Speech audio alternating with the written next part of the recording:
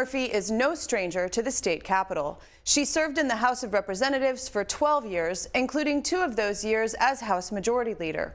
She also ran for governor in 2018 as the DFL-endorsed candidate, but lost to Tim Walz in the primary. She easily won the race to represent District 64 in St. Paul following the retirement of Senator Dick Cohen. I spoke with her this week and began by asking her why she wants to serve in the Minnesota Senate. Well, Shannon, thanks a lot for having me today, and I'm really, really happy to join you and to be able to talk with Minnesotans. Over the 12 years that I served in the House, I learned a few things. One, I care deeply about the people of Minnesota, and especially in the race for governor, where I spent a lot of time with people all over the state. I learned that people actually care about each other, about our communities, and that when we lead with a hopeful vision and we put more faith in what we can do together, we actually get more done.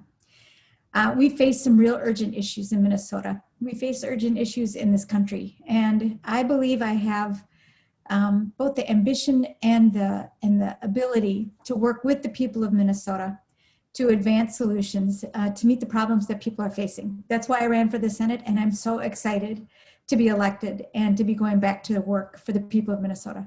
Now, some of those issues, let's dig into that a little bit, because I imagine that in your run for governor, you really had to become familiar not with just district issues, but issues that face the state as a whole.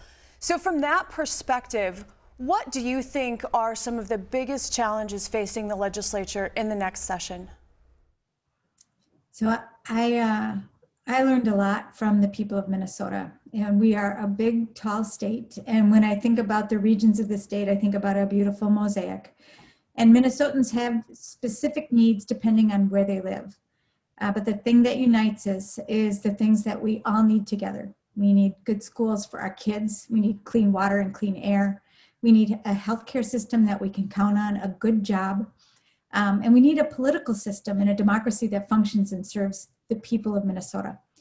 I know in the next 2 years, we're going to be working very hard for the people of Minnesota and doing the things that the legislature does in terms of balancing a budget, et cetera. But I'm going to be in hot pursuit of the solutions to the hardest issues that we face. Right now, I'm thinking a lot about COVID and the pandemic and what it's done to communities, to our livelihoods, to the health of the people. We need to work on that.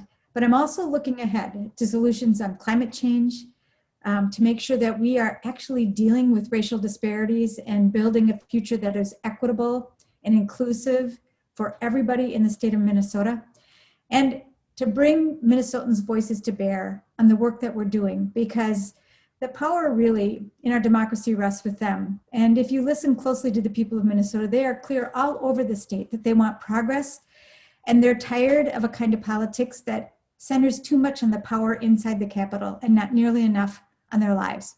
That's where I'm going to do my work, with the people of Minnesota. Now, you worked as a nurse for many years, and then you worked for the Nurses Union. Now you teach some nursing courses, or at least one, at St. Kate's. What's your perspective on how Minnesota is doing with COVID-19, how the nurses are handling this crisis, and does this crisis in any way change the future of nursing? So I think if we listen to nurses, to doctors, to home care workers, to the people who work in our nursing homes, they are telling a very, very urgent and important story. They are warning us of the danger that we're facing. And I think some of that warning is getting lost in the translation of a political battle over COVID. So I have been tuning my ear and asking Minnesotans to pay attention to what the nurses and doctors and healthcare providers across the state are saying to us, that COVID is serious, that it is a virus that can kill people, and that we have to take measures together, both as individuals and systemic measures that can slow down the surge. Nurses have been, since the start of this, caring for people intensely in our hospitals and in our clinics. I know nursing professors are working with students who aren't getting the same clinical experience, and yet they need to come ready to take their exams and care for people. So it's changing the landscape for us in a very urgent way. And we will learn some things about the ways we can deliver care, even when we're not able to be together. But I think the most important thing that's come to me from this is a recognition that the healthcare marketplace is not prepared to deal with a healthcare crisis. And you can see that because we, in the midst of a pandemic, are laying people off. We're closing hospitals and clinics. We're struggling to make sure that we're getting supplies where they need to go. The marketplace of healthcare, which is about the system that is a business, is not prepared yet to care for people in a crisis. And that's where we need to go in terms of healthcare. And nurses are going to lead the way. In the vision section of your campaign website, it encapsulates your vision as one that prioritizes equity in every area. And you mentioned this before, healthcare, public education, workers' rights and economic justice, criminal justice reform, the environment, and it goes on. You bring a breadth of experience that is not like the typical freshman senator. So with that perspective that you have, what do you hope to achieve? I want to join with Minnesotans and build a future for all of us, an inclusive future, an anti-racist future, an equitable future, and I believe it's possible. I came out of the race in 2018 really transformed by a transcendent politics. It showed me that there is more possible when we come together. And the politics that is being practiced right now is about short-term power and transactions, and it won't deliver on the toughest issues that we face. And Minnesotans are eager for something different. They're ready to participate in something different. We just saw it in this election with record level turnout. Minnesotans coming together, Americans coming together saying we want something different for our future and we're going to act on it. I think it's important to say right out loud that our democratic institutions are under attack in this country. And we need to restore people's faith in what we can accomplish together, not only with our politics, but through our government, and a government that actually cares for people, that sets its sights on serving the people who make it up.